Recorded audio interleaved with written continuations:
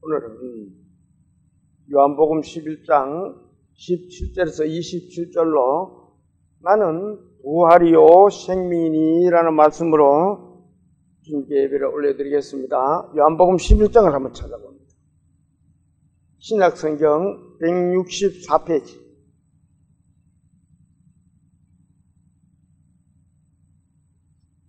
찾았으면은 17절에서 27절까지를 같이 봉독을 합니다. 시작.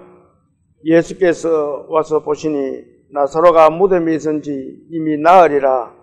베다니는 예루살렘에서 가깝기가 한 5리쯤 되매 많은 유대인이 마르다와 마리아에게 그 오렙의 일로 입문하러 왔더니 마르다는 예수께서 오신다는 말을 듣고 곧 나가 맞이하되 마리아는 집에 앉았더라.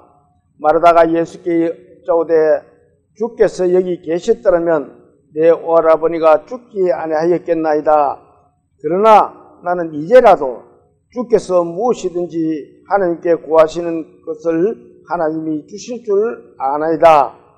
예수께서 이르시되 내 오라비가 다시 살아나리라.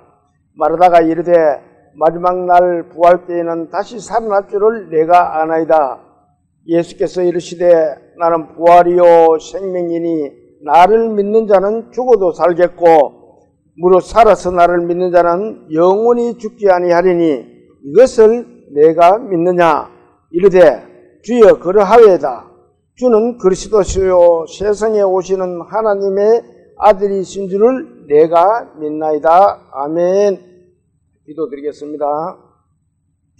하나님 아버지, 이 아침에 주님께 찬송으로 예배를 올려드리고 주님의 말씀을 드리려고 저희들이 모였습니다. 주님 말씀하여 주시옵소서.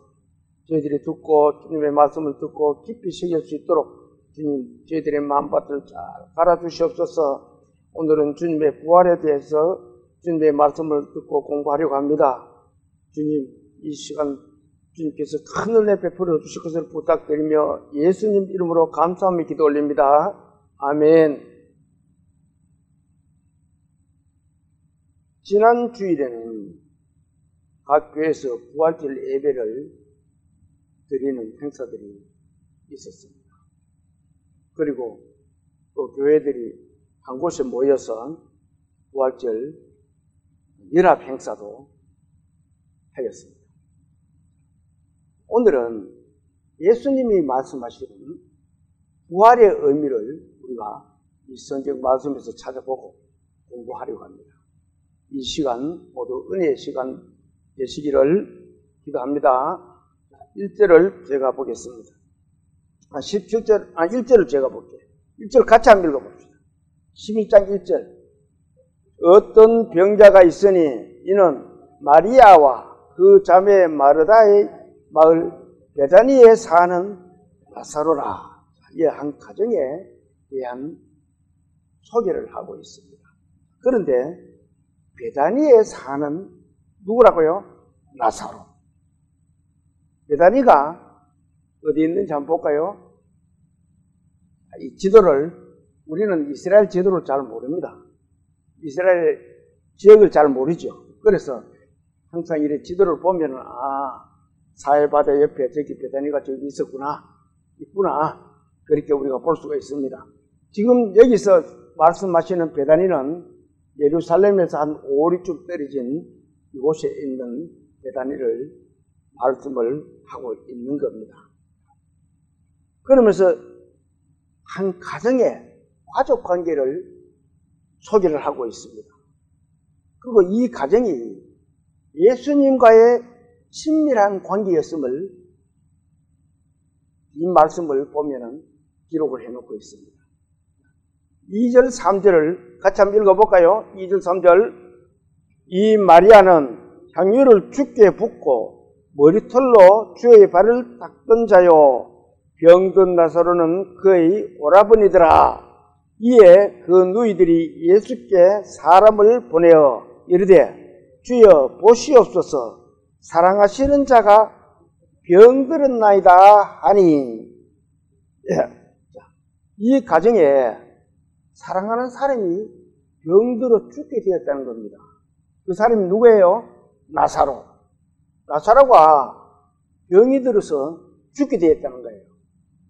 그래서 이 마르다와 마리아는 우리가 이렇게 어려울 때 정말 예수님의 말로 우리 신앙 중에 있는 자신들을 도울 수 있는 분이다. 이렇게 생각을 하면서 사람을 예수님한테 보내가지고 빨리 좀 와주십시오. 이렇게 부탁을 했습니다. 예수님이 오시기를 원하고 있는 거예요. 그런데 예수님이 그러면은 사랑하는 사람이 그렇다 그러면 우리는 어떻게 해요? 빨리 갑니다. 그래? 내가 그 집 좋아하는데 얼른 가봐야지. 친구들도 많이 있지만 우리가 또 가까운 친구들이 있어요. 그러면 어떻게 해요? 무슨 일이 있으면 마음이 쓰이고 빨리 갑니다. 그런데 예수님은 어떻게 하세요? 5절 7절을 같이 한번 읽어봅니다. 5절 7절 시작.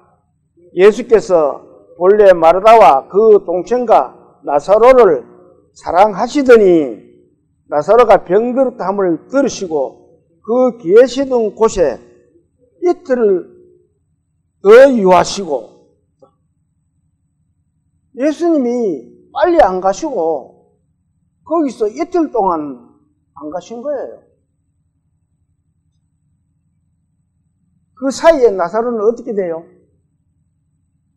이틀 동안 안 갔으니까 나사로는 병들어가 죽게 되었는데 예수님이 빨리 가셨으면 안 죽을 수도 있었을 건데 이틀을 유하고 가서 보니까 나사로가 죽어버렸어요. 죽은 나사로를 예수님이 이제 보러 가십니다. 17절 한번 볼까요? 17절 예수께서 와서 보시니 나사로가 무덤에 있은 지 얼마 되었다가요? 날이라.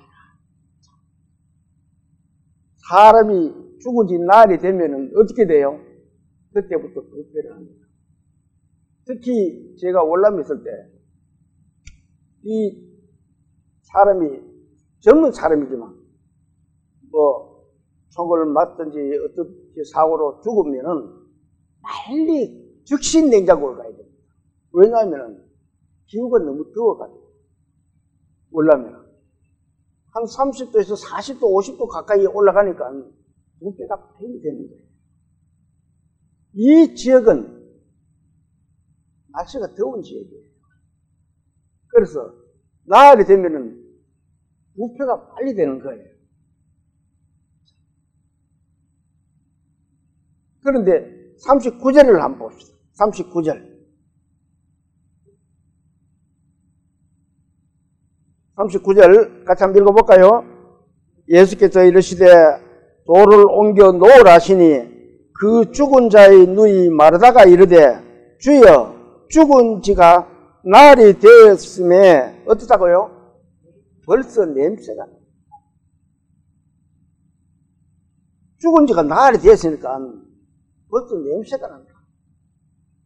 유대 지역의 기후로 봐서 시체가 벌써 부패를 하고 있는 거예요. 그런데 우리는 옛날에 겨울에 예를 들어 우리가 어떤 사람이 죽든지 하면은 옛날에는 일주일씩 5씩 이렇게 시체를 놔두고 장사를 했던 적도 있었습니다. 우리나라에 5일장 하니 7일장 하니 열흘장 하니 그랬었어요. 예를 들어가지고 누가 죽었는데 아들이 멀리 가 있다. 아들이 올 때까지 장사를 안 하고 기다리고 있는 사람도 옛날에 우리 동네에 있었어요. 그러니까 아들이 와서 보고 그러다 보니까 아들이 늦게 오면 한 열흘 정도 있는 적이 있습니다. 이렇게 기후가 시원하면 시체를 오래 둬도 되지만 이 더울 때는 빨리 부패가 됩니다. 날이 지났으니까 이제 냄새가 난다. 썩고 있다는 거예요. 그게. 그런데 이 내용 속에 보면은 이러잖아요. 예수께서 이르시되 돌을 옮겨 놓으라 하시니 그 죽은 자의 누이가 마르다가 죽은 자의 누이 마르다가 이르되 주여 죽은 지가 나흘이 됐으며 벌써 냄새가 나요. 이 말 속에는 마르다에 예수님에 대한 원망이 들어있습니다. 왜 빨리 와서 안 고쳐주고 저는 늦게 와가지고 이래 죽고 썩도록 만드느냐 하는 마르다의 원망이 같이 들어있습니다. 18절 한번 볼까요? 18절 자 같이 한번 읽어봅니다. 베다니는 예루살렘에서 가깝기가 한 얼마 된다고요? 5리쯤 된다. 여기서 예루살렘에서 베다니가 5리쯤 되는데 왜 여기에 예루살렘이 왜 등장을 해요? 아니 베다니에 가면 되지. 베다니는 베다니고 예루살렘은 예루살렘인데 이 말씀을 보면은 베다니는 예루살렘에서 한 5리쯤 된다. 여기는 5리쯤인데 다른 이 문헌들을 찾아보니까 약 한 2.7km, 약 한 3km 정도 그 정도 거리랍니다. 예루살렘하고 베다니에서.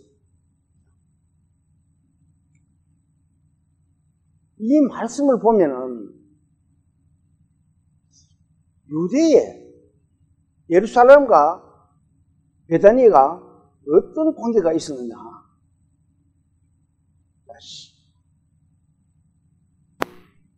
7절, 8절을 한번 읽어봅니다. 앞으로 한번 넘겨가지고. 앞에 12절, 7절, 8절. 자, 같이 읽어볼까요? 그 후에 제자들에게 이르시되 유대로 다시 가자 하시니 제자들이 말하되 라삐여 방금도 유대인들이 돌로 치라 했는데 또 그리로 가시라. 이게 무슨 말씀이냐면은 여기가 유대 지역입니다. 그런데 이 예루살렘에는 유대인들이 살잖아요. 베다니에도 살지만 예루살렘은 큰 도시입니다. 방금 그 유대에 예수님을 돌로 치려고 그러는데 또 그리로 가십니다. 그것을 말씀하시려고 예루살렘을 등장을 시켰습니다. 이 예루살렘에는 예수님을 적대시하는 무리들이 많이 있었다는 겁니다. 그래서 이 예루살렘을 이렇게 소개를 하고 있는 겁니다. 그 유대 지역에는 예수님이 말씀에 진리의 말씀을 거역을 하고 이 예수님을 돌로 치려고 그러고 그런 사람들이 이 예루살렘 지역, 유대 지역에 많이 살고 있었다는 겁니다. 10장 40절 한번 볼까요? 40절 같이 한번 읽어볼까요? 다시 요단강 저편 요한이 처음으로 세례를 베풀었던 곳에 가사 거기 가시니 자, 예수님이 어디 가시냐면 이 요단강 건너편에 여기도 이름이 베다니입니다. 여기에 뭐라 그래요? 요한이 뭐 했다 그래요? 세례를 베풀던 곳이다. 요한이 여기서 세례를 베푸는 곳에 여기에 계셨는데 여기서 다시 베다니로 간다는 그 이야기입니다. 지금 이 말씀이. 그 유대에 예수님에 대한 적개심을 품고 있는 사람들이 많은데 돌로 치려고 하는데 왜 또 거기에 가시렵니까? 그렇게 말하고 하는 거예요. 19절 한번 볼까요? 19절. 자, 19절 같이 한번 읽어봅니다. 많은 유대인이 마르다와 마리아에게 그 오렙의 일로 이문하러 왔더니 죽은 나사로를 인하여 슬픔에 잠겨있는 이 마르다와 마리아에게 이문을 하려고 많은 사람들이 왔다. 이 내용은 이 유대인들의 풍습을 한번 생각해 봐야 돼요. 유대인들이 이렇게 위문을 많이 오는 것은 그 당시에는 죽은 사람이 있으면 거기에 위문을 많이 가고 그 행동을 취해야만이 어떤 사랑의 표현이 되었습니다.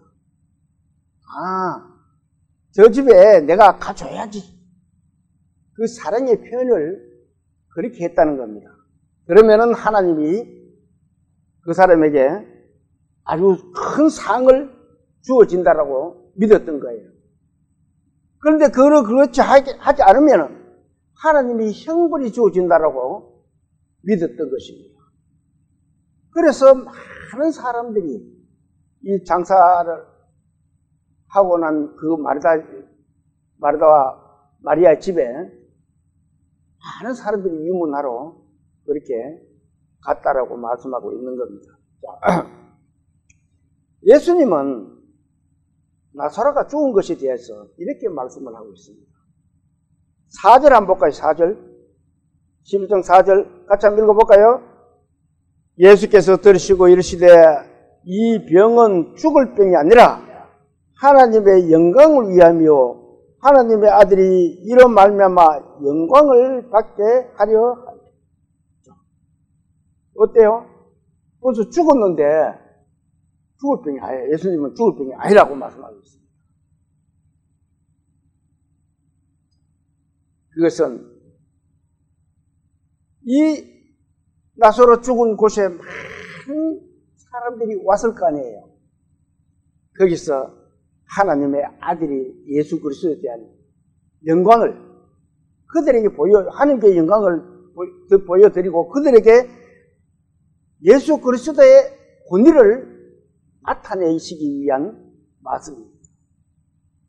그래, 그들에게 나를 돌로 치려 하는 그들에게 하나님의 영광을 내가 나타내 보여줍니다. 그렇게 말씀하고 계시는 거예요. 20절 똑같이 한번 읽어보는데 20절 마르다는 예수께서 오신다는 말을 듣고 곧 나가 맞이하되 마리아는 어때요?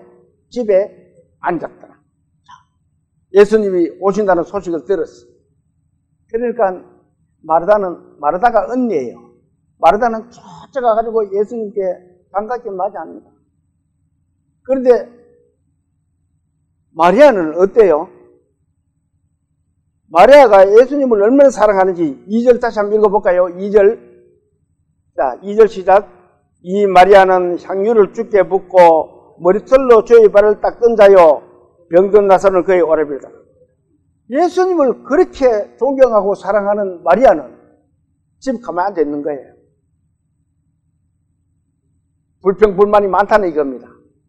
왜 내 동생이 그러면은 우리를 사랑한다 그러면서 왜 빨리 좀 안 오셨느냐? 이런 불평불만이 이 속에 들어있는 겁니다. 21절도 한번 볼까요? 마르다가 예수께 여짜오되 주께서 여기 계셨다면 내 오라버니가 죽기 하였겠다. 이 마르다 마음이 어때요? 예수님을 원망하는 거예요.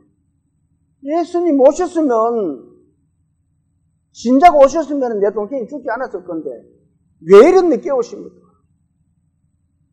하는 원망이 같이 들어있습니다.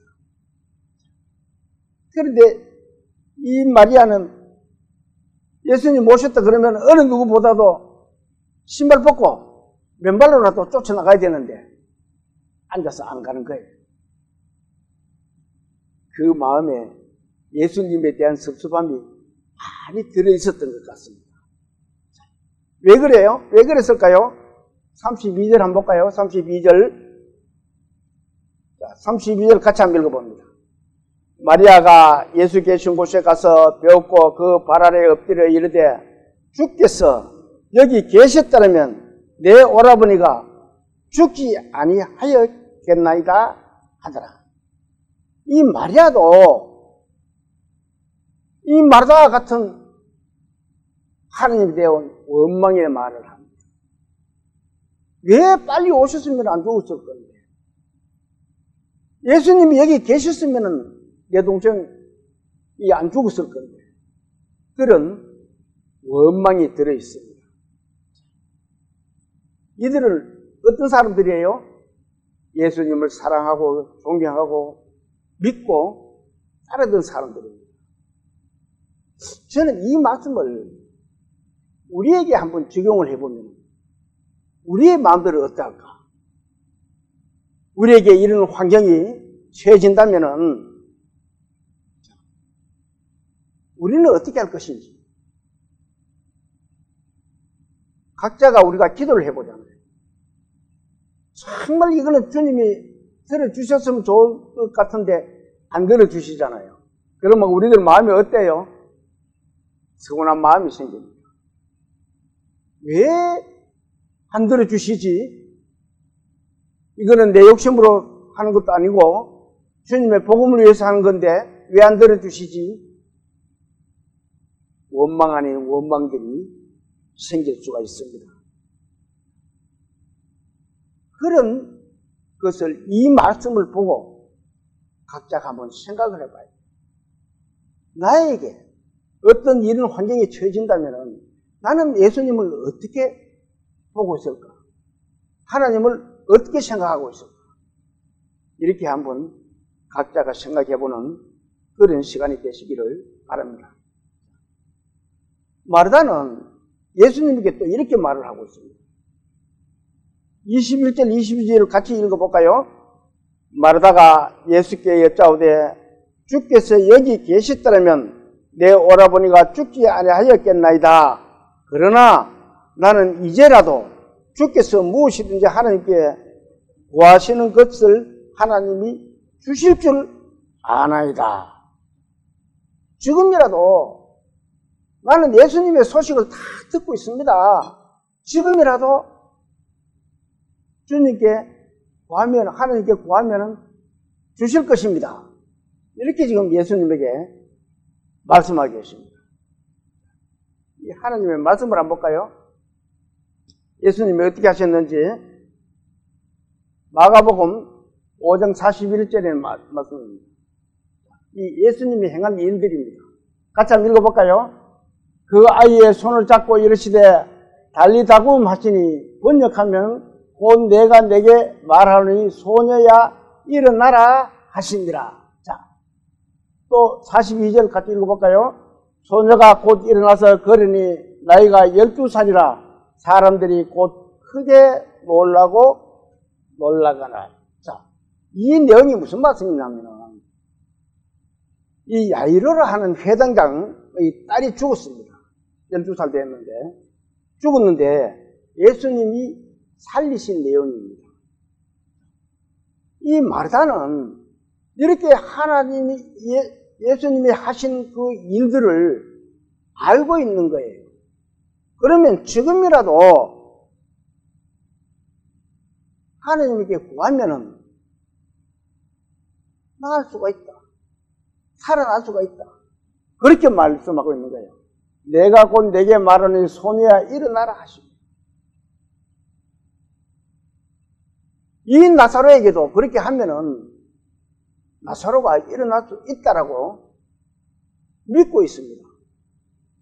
그런데 이 말씀 마르다는 여기에서 보면 이중적인 그런 성격을 나타내고 있습니다. 그렇게 말하는 이 마르다에게 예수님은 이렇게 말씀하고 계십니다. 23절 한번 읽어볼까요? 23절 같이 읽어봅니다. 예수께서 이르시되 내 오라비가 어떻다고요? 다시 살아나리라. 그러면 마르다는 뭐라 그래요? 예, 아멘, 살려주십시오. 이렇게 해야 됩니다. 그런데 예수님의 그 말씀에 지금이라도 구하면은 하나님이 들어주실 거라고 해놔놓고는 마르다는 이렇게 말합니다. 예수님의 말씀을 들은 이 마르다의 말을 한번 볼까요? 24절, 자, 같이 읽어봅니다. 24절. 마르다가 이르되 마지막 날 부활 때에는 다시 살아날 줄. 앞에는 믿고 주님께서, 하나님께서 주시면은 금방 살아난다고 생각을 했는데 이 내용을 보면은 마지막 날을 이야기하고 있습니다.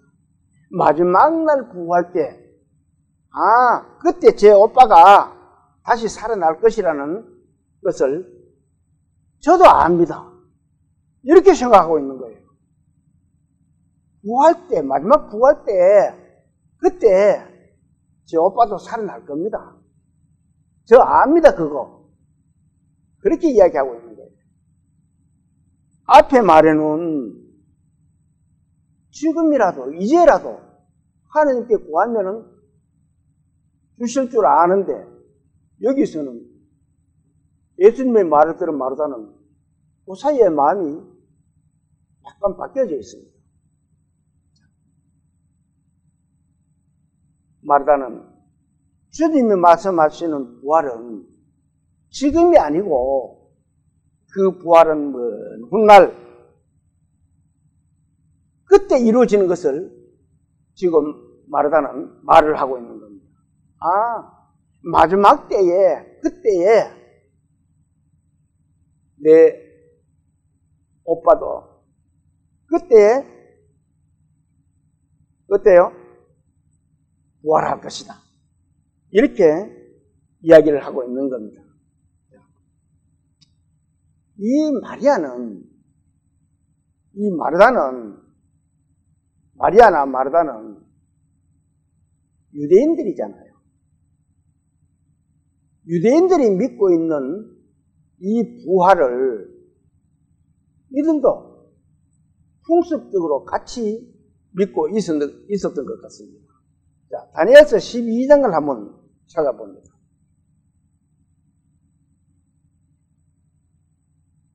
(1254페이지) 찾았으면은 1절에서 3절까지를 구약성경 1254페이지, 구약성경입니다. 1254페이지, 다니엘 12장 1절부터 시작.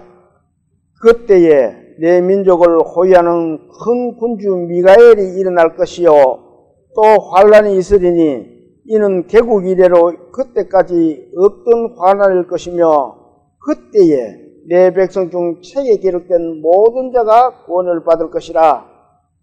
땅의 티끌 가운데 자는 자 중에서 많은 사람이 깨어나 영생을 받는 자도 있겠고 수치를 당하여서 영원히 부끄러움을 당할 자도 있을 것이며 지혜 있는 자는 궁창의 빛과 같이 빛날 것이요 많은 사람을 옳은 대로 돌아오게 한 자는 별과 같이 영원토록 빛나리라. 아멘. 자, 이 말씀은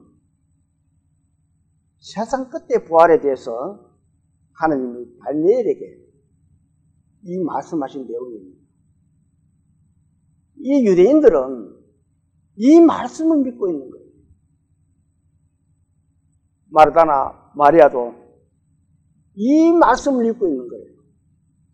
그래서 마지막 부활 때에 그때 이 나사로도 살아날 것입니다. 그렇게 지금 이야기하고 있는 거예요. 그런데 이 마르다의 말을 들으신 예수님은 이렇게 말씀하십니다. 본문 25장을 한번 25절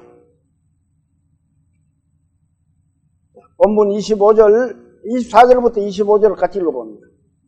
마르다가 이르되 마지막 날 부활 때는 다시 살아날 줄을 내가 아나이다. 예수께서 이르시되 나는 부활이요 생명이니 나를 믿는 자는 죽어도 살고. 나는 부활이요 생명이다. 예수님이 부활이시란 거예요. 그리고 예수님이 생명이시고 그것을 믿으면 어떻게 돼요? 죽지 않고 산다라고 말씀하고 있습니다.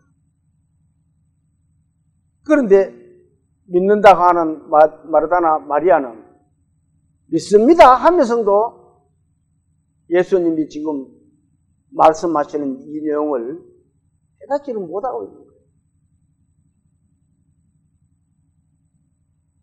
이 세상 속에는 많은 사람들에게 예수님의 말씀을 전하고 있지만 그들도 역시 깨닫지를 못하고 있습니다. 구원받았다고 하는 사람들 중에서도 깨닫지 못하는 사람들이 많이 있습니다. 나는 부활이요 생명이 나를 믿는 자는 죽어도 살리라. 우리는 예수님의 보혈의 공로로 죄씻음을 받고 구원받은 하나님의 거룩한 백성입니다. 그래서 구원받은 날짜를 우리는 잘 기억을 하고 있습니다. 그런데 우리가 구원받은 것은 잘 기억하는데 한 가지 우리가 조금 잊고 지나가는 것이 있습니다. 그것이 오늘 이 말씀하시는 예수님의 부활입니다. 예수님의 부활이 없었으면 우리의 믿음은 다 그것이 됩니다. 바울 사도는 이렇게 기록하고 있습니다. 고린도전서 15장을 한번 찾아봅니다. 281페이지 찾았으면은 3절에서 4절을 자, 같이 한번 읽어볼까요? 내가 받은 것을 먼저 너에게 전하였나니 이는 성경대로 그리스도께서 우리 죄를 위하여 죽으시고 장사 지낸 바 되셨다가 성경대로 사흘 만에 다시 살아났사다. 성경대로. 그러면 성경대로, 성경에 어떤 그 말씀이 있는가 한번 볼까요? 이사야서 26장에 있습니다. 이사야서 26장 19절에 있는 말씀입니다. 한번 같이 한번 읽어볼까요? 주의 죽은 자들은 살아나고 그들의 시체들은 일어나리이다. 뒷뜰에 누운 자들아 너희는 깨어 노래하라. 주의 이슬은 빛난 이슬이니 땅이 죽은 자들을 어떻게 해요? 깨어 노래하라. 이것이 성경이 말씀하시는 성경대로 부활을 말씀하시는 겁니다. 이 말씀은 예수님 오시기 전에 700년 전에 기록된 하나님의 말씀입니다. 신약에는 이렇게 기록하고 있어요. 예수님 죽으시고 장사 지낸 후에 예루살렘의 무덤들이 열리고 자던 성도들이 많이 일어난다라고 기록을 하고 있습니다. 마태복음 27장을 한번 봅니다.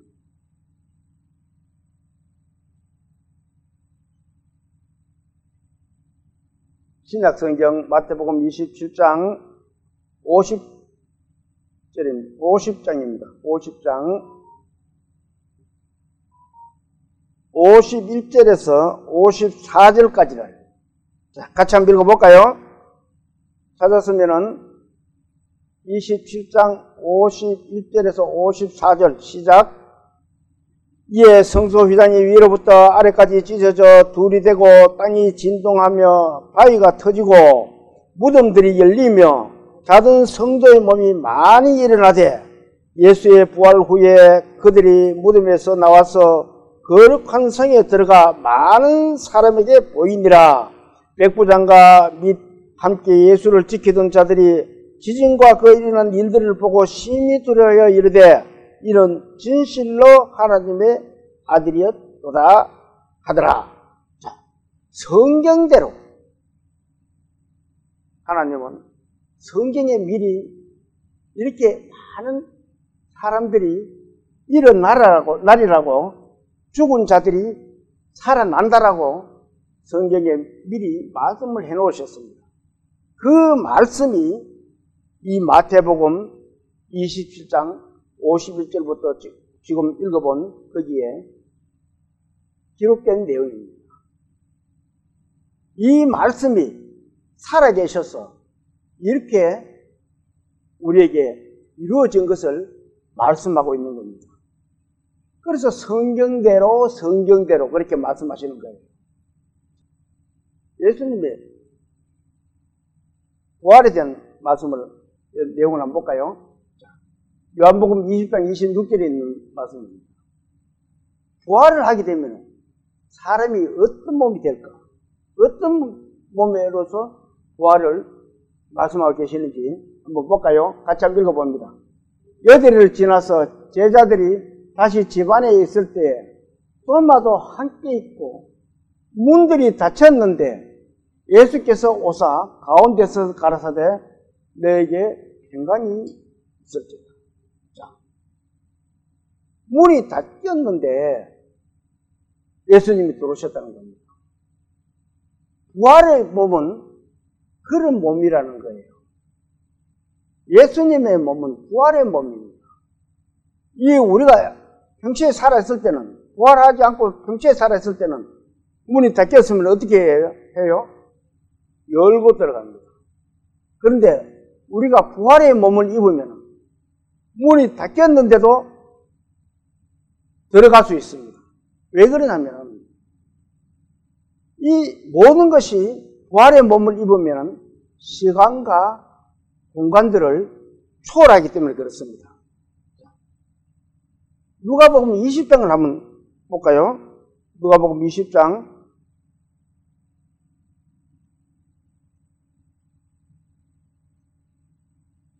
35절부터 36절을 같이 한번 읽어봅니다. 130페이지입니다.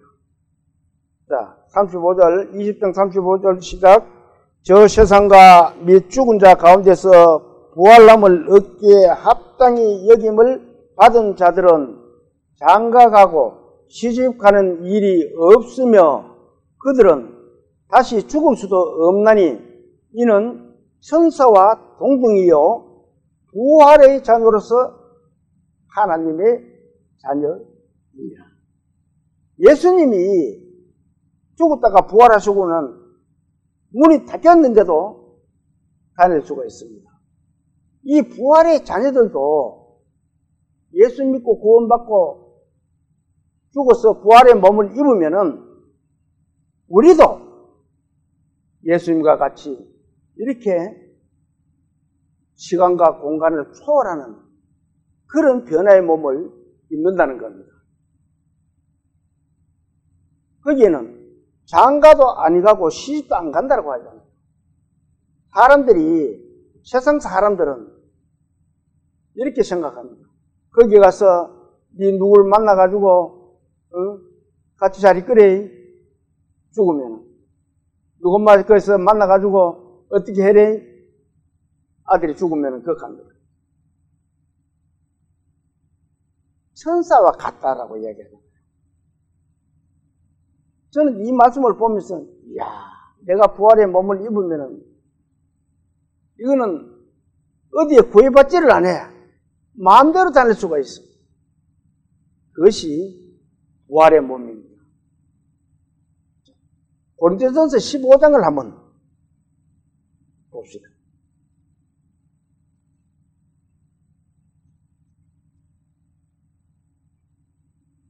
고린도전서 15장은 이 부활에 대한 내용들입니다. 12절부터 17절까지를 같이 한번 읽어봅니다. 281페이지입니다. 자, 12절 시작, 15장 12절 시작. 그리스도께서 죽은 자 가운데서 다시 살아나셨다 전파되었거늘 너희 중에 어떤 사람들은 어찌하여 죽은 자 가운데서 부활이 없다 하느냐.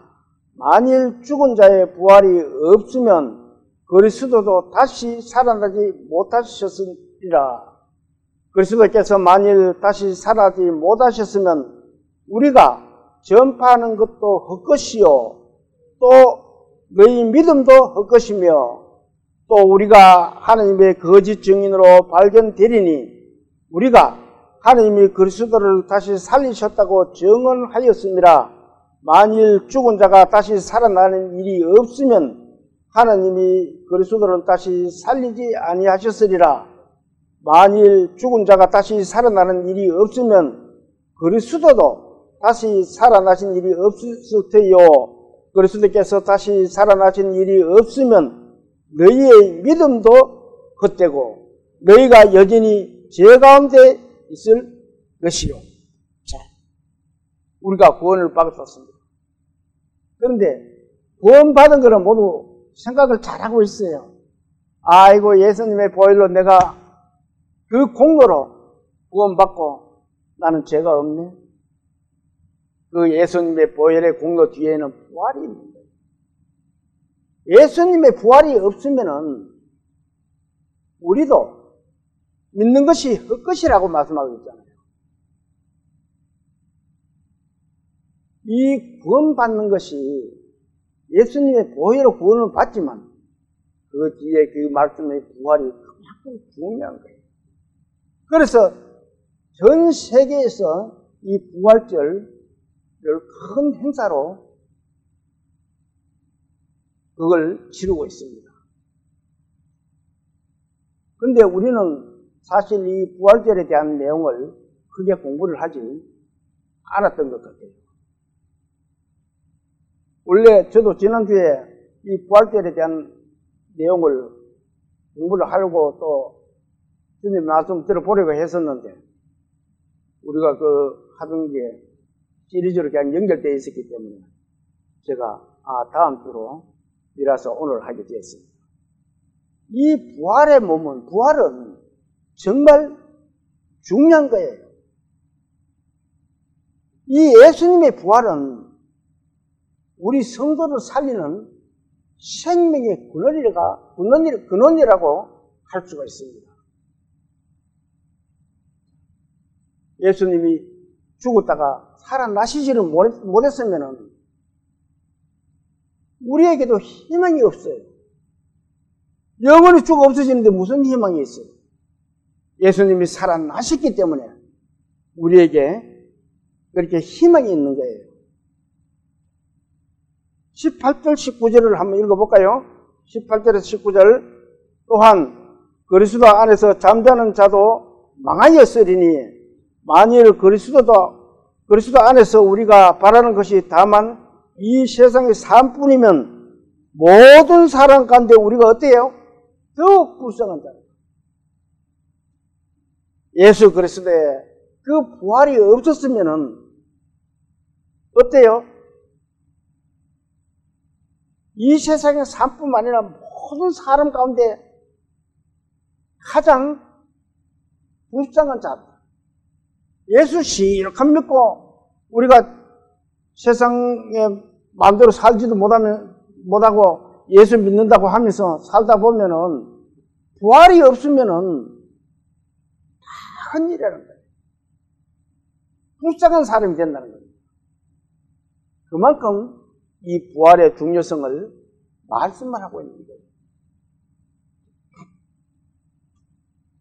그런데 이 예수님의 부활을 하심으로 해가지고 20절 한번 읽어볼까요? 20절 그러나 이제 그리스도께서 죽은 자 가운데서 다시 살아나사 잠자는 자들의 뭐가 됐어요? 첫 열매가 됐다. 잠자는 자들의 첫 열매. 자, 이 말씀은 출애굽기 23장 19절에 있는 말씀입니다. 이 말씀을 같이 한번 볼까요? 내 토지에서 처음 거둔 열매의 가장 좋은 것을 가져다가 너희 하나님 여호와 전에 드릴지니라. 내 토지에서 처음 거둔 열매. 예수님이 어떤 열매라 그랬어요? 첫 열매라. 그 첫 열매가 중요한 거예요. 하나님 앞에는 그 첫 열매가 되셨어요. 그러면서 로마서 11장 16절에 있는 말씀을 한번 볼까요? 자, 제사하는 처음 익은 곡식 가루가 거룩한 적, 떡덩이도 그러하고 뿌리가 거룩한 적, 가지도 그러하다. 여기에 처음 익은 곡식 가루, 첫 열매입니다. 그 첫 열매가 거룩하다 그러잖아요. 예수님이 거룩하면은 떡덩이도 그렇고 뿌리도 그렇고 또 뭐도 그래요? 가지도 그렇고. 우리는 뭐예요? 우리는 주님의 가지입니다. 우리는 가지예요. 우리는 첫 열매이신 예수 그리스도를 믿으면 그 주님 안에 우리가 같이 들어있으면 우리는 뭐예요? 가지의 열매로서 우리도 열매가 된다는 내용입니다. 구원받은 저와 여러분들은 주님의 안에 있기 때문에 같은 열매를 맺고 있습니다. 자, 본문 25절을 다시 또 봅니다.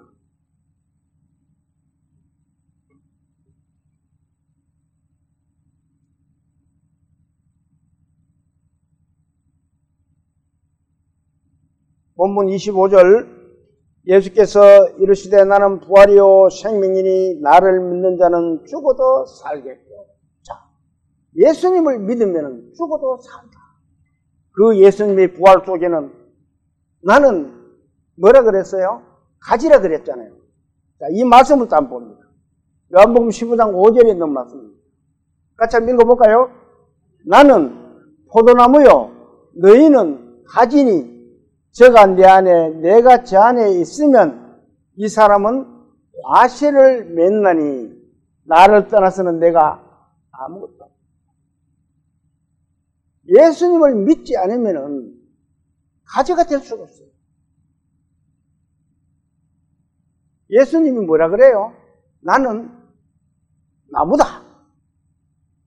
포도나무다. 왜 하필 포도나무예요? 포도송이가 얼마나 주렁주렁 많이 달려요. 그러면은 우리는 그게 가지다. 저와 여러분들은 이 예수님의 나무에 가지인 거예요. 열매가 어디에 달려요? 가지에 달려요. 그 가지의 역할을 우리는 잘 할 수가 있어야 됩니다. 포도나무는 있는데 가지에 포도가 안 달리면 어떻게 돼요? 필요가 없게 돼요. 가지에는 포도가 주렁주렁 달려야 돼요. 여러분들은 그 나무에 걸음을 잘 해가지고 좋은 가지로서 열매를 많이 맺는 그런 믿음의 그리스도인들 다 되시기를 소망합니다. 예수님 당시에 이 부활을 믿지 않는 사람 무리들이 많이 있었습니다. 사도행전에는 이렇게 또 기록하고 있어요. 이 말씀을 한번 볼까요?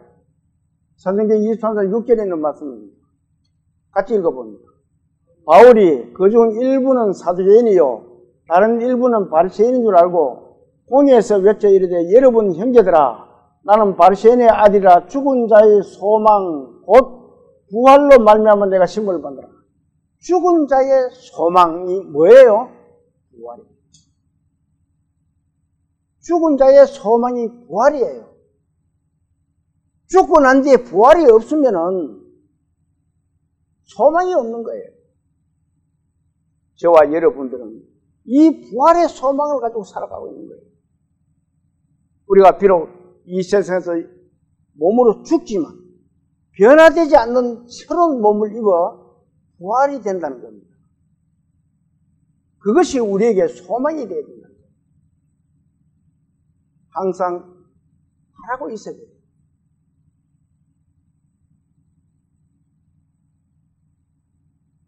자, 또 이 말씀을 한번 볼까요? 그런데 그 부활을 믿지 않는 사람들이 있어요. 8절, 사도행전 8절입니다. 24장 8절입니다. 같이 한번 읽어볼까요?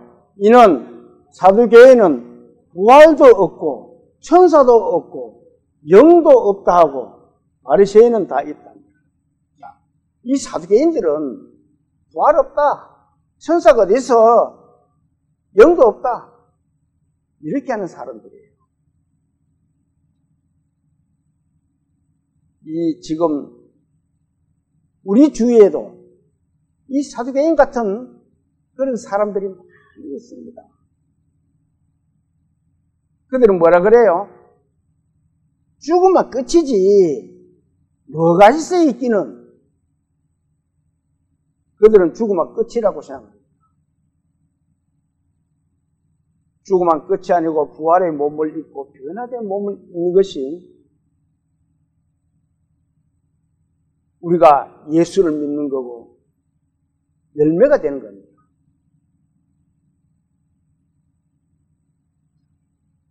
이 세상 사람들에게 우리가 복음을 전해보잖아요.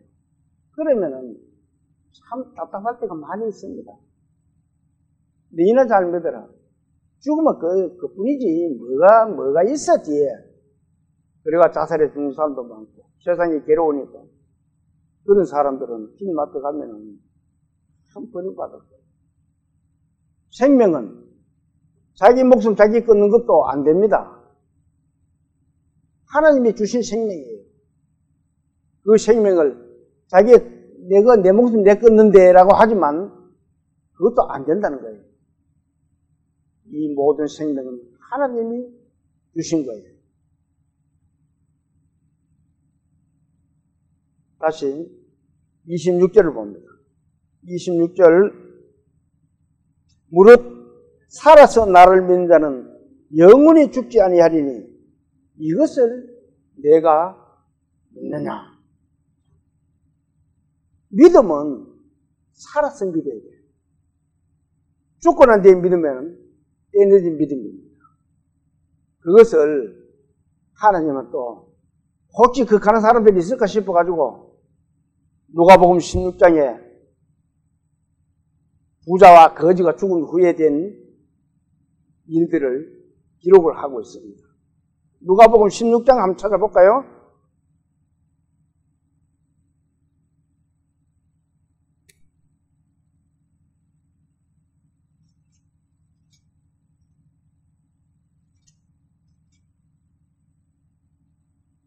찾았으면은 누가복음 16장 123페이지입니다. 신약성경 23절부터 24절까지를 한번 읽어봅니다. 23절부터 시작. 그가 음부에서 고통 중에 눈을 들어 멀리 아브라함과 그의 품에 있는 나사로를 보고 불러 이르되 아버지 아브라함이여 나를 긍휼히 여기사 나사로를 보내어 그 손가락 끝에 물을 찍어 내 혀를 서늘하게 하소서. 내가 이 불꽃 가운데서 괴로워하나이다. 이거는 부자와 거지에 대한 내용입니다. 부자가 죽고 또 거지도 죽은 후에 부자는 불꽃 가운데 갔으니까 지옥 가는 거예요. 그래서 아브라함을 보고 말하는 거예요. 내가 이 불꽃 가운데서 괴로워하니 어떻게 좀 나를 좀 살려달라 이 말입니다. 그러니까 아브라함이 뭐라고 말해요? 27절, 28절을 한번 읽어봅니다. 27절부터 시작. 이러면 그러면 아버지여 구하나니 나사로를 내 아버지의 집에 보내소서. 내 형제 다섯이니 그들에게 증언하여 그들로 이 고통 받는 곳에 오지 않게 하소서. 자, 아브라함이 내가 너 있는 곳에 가지도 못하고 네가 내 있는 곳에 오지도 못한다. 지옥과 천국은 분리되어 있기 때문에 못 간다. 이렇게 하니까 그때서 이 부자가 깨달은 거예요. 아이고 그러면 나는 기왕 왔는 거 우리 집에 가면은 5 형제가 있는데 그들은 여기 오지 않도록 좀 해달라. 그때 깨달은 거예요. 그 깨달으면 벌써 이미 늦은 거예요. 지옥 가서 죽어서 깨달은 거는 늦다는 이 말입니다. 그러니까 아브라함이 뭐라고 말해요? 아브라함이 말한 말씀을 한번 볼까요? 29절. 자, 아브라함이 이르되 그들에게 모세와 선지자들이 있으니 그들에게 들을. 모세가 선지자가 이 세상에 있어요? 모세와 선지자는 이 성경 말씀이 모세와 선지자입니다. 성경 말씀이 모세와 선지자예요. 이 성경 말씀 속에 모든 것이 다 들어있으니까 그 말씀을 믿으면 된다는 거예요. 그런데 이 부자는 지옥 가서 죽고 난 뒤에 내가 정말 그때 왜 못 믿었느냐 후회를 하는 거예요. 그러면서 그때서 깨달아가지고 아이고 우리 식구들은 아무래도 여기 안 왔으면 좋겠다. 이 불꽃 가운데 안 왔으면 좋겠다.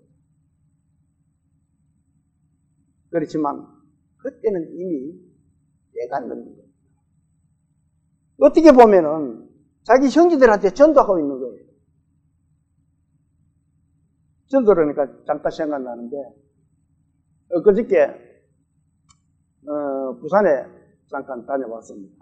우리 처제하고 동서가 저 지난주에 교회에서 부산에 있는 모 교회에서 전도 집회에 참석해서 구원받고 또 우리 동서는 아직까지 뭐 민가할 정도 그 정도 되는데 교회에 참석 좀 잘하라고 그게 연구가 다른 사람들 잘 없으니까 일부러 한번 내려갔어요. 일도 도와주고 그렇게 해야만 또 비록 그 멀리서 이 교회에 나오질 않더라도 어느 교회에 가 있더라도 정말 구원받고 믿음 생활 잘했으면 좋겠다는 그 간절한 마음으로 우리 일도 바쁜데 저희 좀 상당히 바쁩니다.